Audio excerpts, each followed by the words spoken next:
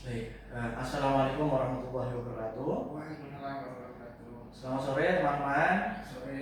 Ya, perkenalkan saya Ajit Bagus Maisna. Boleh dipanggil Kak Ajit, saya dari Pemalang. Sore hari ini kita akan membahas beberapa soal dari subtes PPU, pengetahuan dan pemahaman umum, serta PBM atau pemahaman bacaan dan menulis. Kita mulai dari PPU terlebih dahulu teman-teman. Baik, jika teman-teman menemukan sebuah soal yang panjang seperti ini, langkah pertamanya itu membaca pertanyaannya dulu teman-teman. Baik, Kak Ufa, tolong bisa dibacakan. Kalau usah memancing emosi, diskusi jadi keruh atau reaksi negatif didapatkan dari orang lain pada kalimat satu dapat diperbaiki menjadi. Ya, baik. Ini merupakan jenis soal perbaikan kalimat, teman-teman. Biasanya ada di kalimatnya yang tidak efektif atau penggunaan diksi yang salah begitu. Nah, untuk kalimat klausa tadi itu kita bisa melihat adanya satu konjungsi koordinatif, ya, di mana konjungsi koordinatif di sini atau itu menandakan adanya hubungan yang setara antara unsur-unsur yang dihubungkannya gitu.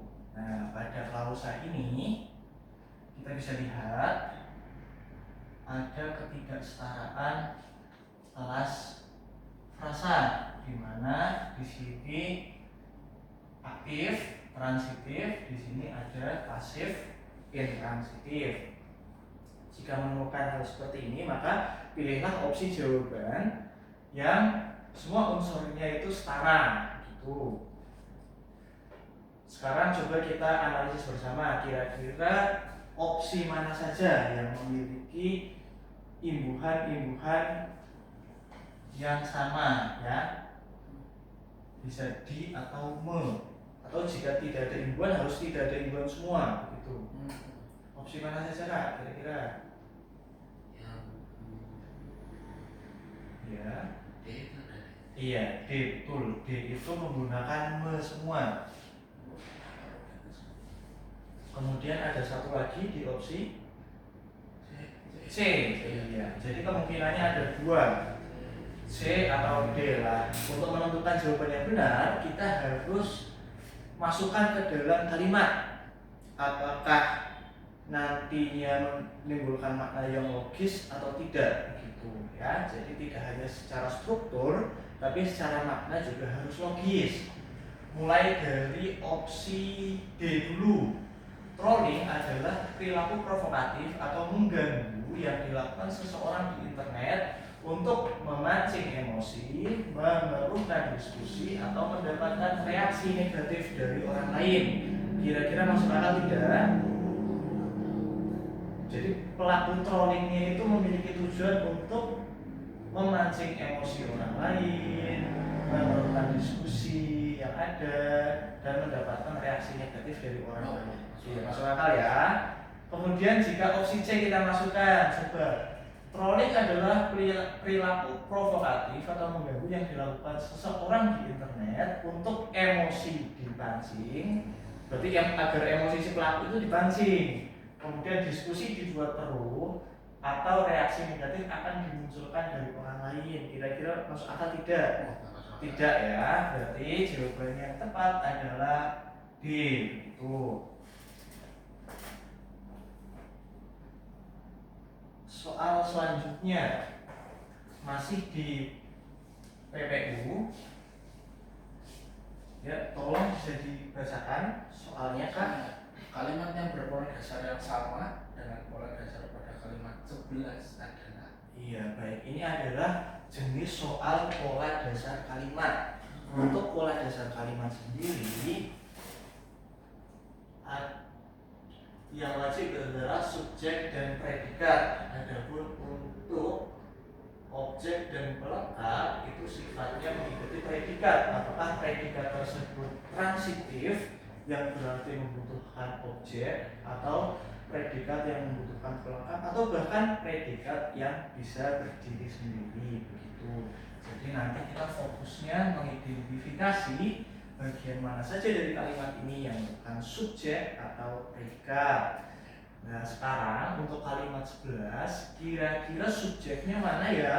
Kalimat 11 subjeknya relevansi catatan dari sejarah. Iya betul. Kenapa begitu? Karena bisa menjadi jawaban dari pertanyaan apa yang terasa relevansi catatan dari penjara. Ini adalah subjek. Kemudian predikatnya apa? Predikatnya terasa. Iya, karena tadi kata terasa bisa masuk ke dalam pertanyaan ya.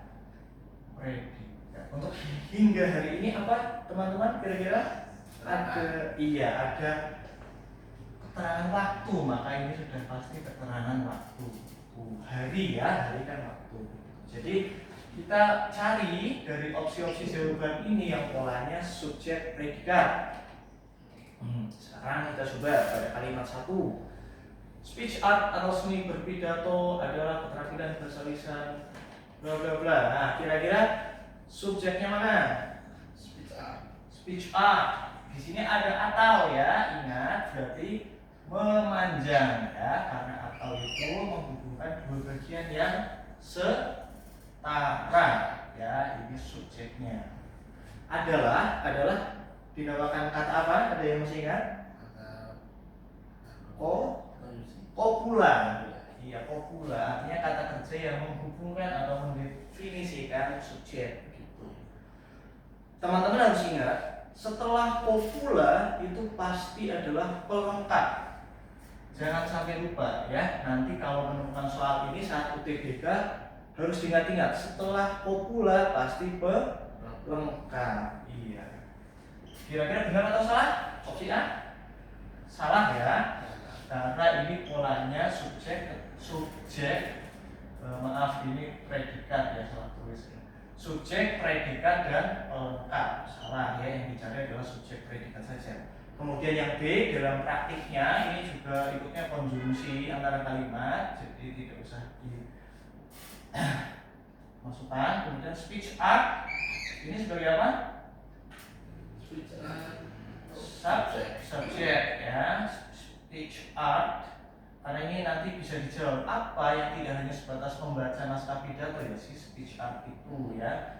Ini tidak hanya dan tetapi juga merupakan konjungsi korelasi yang menunjukkan kalimat ini memiliki unsur-unsur yang ganda gitu. Ini membaca apa kira-kira? Predikat. Ya. Naskah pidato pelengkap. Ingat-ingat, ini di sini ada imbuhan me. Jika ada imbuhan me pada kata kerja, berarti dia membutuhkan objek ya. Ini yang dinamakan sebagai kata kerja transitif atau harus ada objeknya. Ingat-ingat teman-teman, jika ada me pasti di belakangnya adalah objek. Kemudian yang C, speech art menuntut perpaduan antara penguasaan bahasa keterampilan. Nah ini ada kata konjungsi koordinatif ya, yang menunjukkan bahwa bagian-bagian yang dihubungkan adalah setara. Speech art ini apa? Iya, subjek, karena bisa menjawab pertanyaan apa yang dituntut. Speech art, apa yang menuntut, maksudnya apa yang menuntut perpaduan antara dan seterusnya itu dari speech art gitu. Ini bisa masuk ya, menuntutnya bisa masuk pertanyaan, berarti sebagai predikat. Kemudian apa yang dituntut, ini bisa dipasifkan ya. Apa yang dituntut, ini ingat tadi ya, itu menandakan belakangnya apa? Kalau domainnya objek ya, betul sekali. Jadi selain menuntut perpaduan ya, kalimat ini perpaduan juga bisa dipasifkan. Itu salah satu tanda dari objek. Seperti misalnya perpaduan dituntut ya, dituntut begitu. Berarti itu adalah subjek karena bisa dipasifkan. Ini SPO ya, antara penguasaan bahasa keterampilan dan seterusnya ya. SPO saja. Kemudian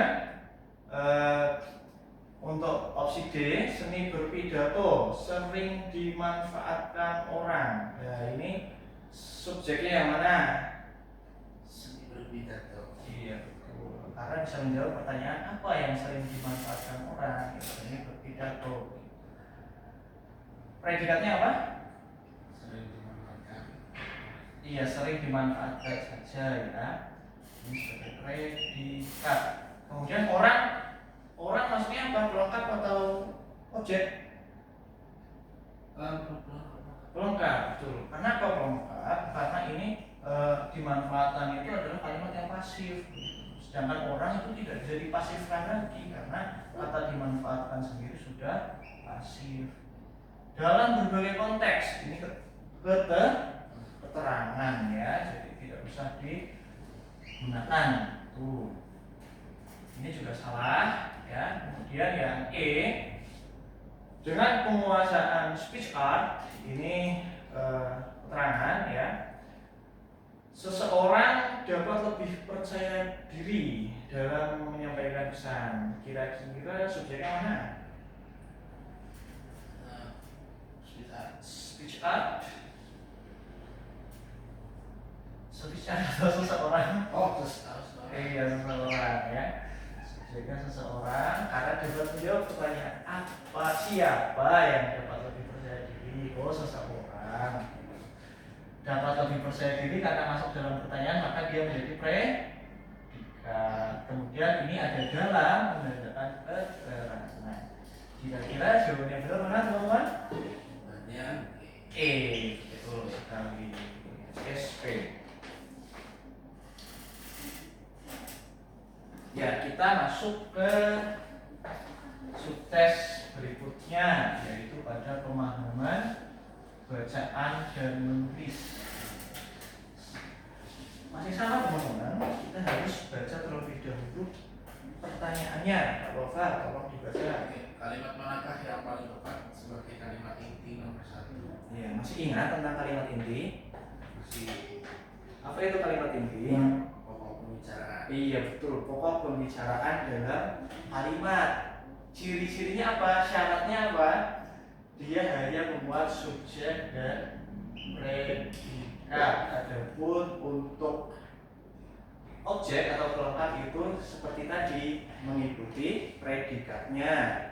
Kemudian tidak boleh inversi, artinya polanya harus didahului oleh subjek terlebih dahulu dan diikuti predikat. Dan terakhir, tidak boleh memuat perluasan ya. Jika itu frasa, maka ambil unsur intinya saja.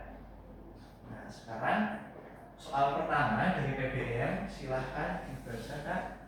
Kalimat manakah yang paling tepat sebagai kalimat inti nomor 1? Iya, kalimat inti nomor 1. Berarti kita perhatikan kalimat nomor 1 saja ya. Lesung pipi atau lekuk kecil pada pipi yang tampak dan seterusnya. Kira-kira subjeknya ada di mana? Di lesung pipi. Lesung pipi saja. Ini ada atau, teman-teman diingat-ingat ya. Jika ada atau itu konjungsi apa? Koordinatif ya, menghubungkan bagian-bagian yang setara. Artinya bagian kiri dan kanan itu setara, maka dia menduduki posisi yang sama ya, sampai dengan jika tersenyum begitu. Ini sebagai subjek, betul ya. Kemudian bisa terbentuk itu sebagai apa? Apa yang bisa terbentuk ya, masuk dalam pertanyaan berarti predikat. Terus sekali. Nah, ini kita punya masalah karena subjeknya terlalu panjang ya. Kira-kira yang menjadi inti itu lesung pipi atau lekukan kecil ya? Lesung pipi. Lesung pipi ya, karena lekukan kecil dan seterusnya sifatnya hanya menjelaskan atau memperjelas arti dari si lesung pipi begitu ya. Ini lesung pipi sudah kita kunci. Kemudian untuk bisa terbentuk, kira-kira intinya ada di bisanya atau terbentuknya kan? Terbentuknya, betul ya. Karena bisa itu hanya menerangkan terbentuk itu bisa atau tidak. Maka jawabannya apa? Lesung pipi terbentuk. Betul sekali. Ya, untuk soal-soal seperti ini harus banyak latihan teman-teman ya, agar terbiasa memahami inti dari frasa atau klausa, karena biasanya di bagian itu yang sering salah. Nah, soal terakhir untuk PGM bisa dibacakan untuk soalnya. Kalimat manakah yang paling tepat sebagai kalimat ini dari kalimat 7? Baik, masih sama kalimat inti. Masih ingat tidak tadi cara mencarinya bagaimana? Tentukan apa dulu? Tentukan Subjek dan predikat. Iya. Jika subjeknya transitif, kira-kira menggunakan objek tidak? Kalau transitif Ada menya, ada tambahan me misalnya. berarti objek. Oh, harus ya. Kalau ada me harus itu diingat-ingat teman-teman ya. Nanti di rumah dipelajari lagi untuk verba transitif gitu. Iya, kita baca kalimat 7, namun mengonsumsi beras porang dianjurkan dalam jumlah yang tidak berlebihan agar tidak menyebabkan efek samping seperti perut kembung dan diare. Ya, namun kita abaikan, ini hanya konjungsi antar kalimat saja. Kemudian untuk subjeknya kira-kira mana? Ayo yang bisa menjawab pertanyaan apa yang dianjurkan? Ini mengonsumsi beras porang. Iya, yang dianjurkan adalah mengonsumsi beras murah. Ini sebagai subjek. Kemudian dianjurkan itu tadi masuk ke pertanyaan berarti sebagai predikat. Iya. Dalam itu konjungsi subordinatif ya.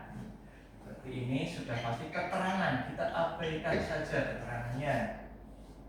Nah, kita sudah dapat mengonsumsi beras porang sebagai subjek dan dianjurkan sudah aman.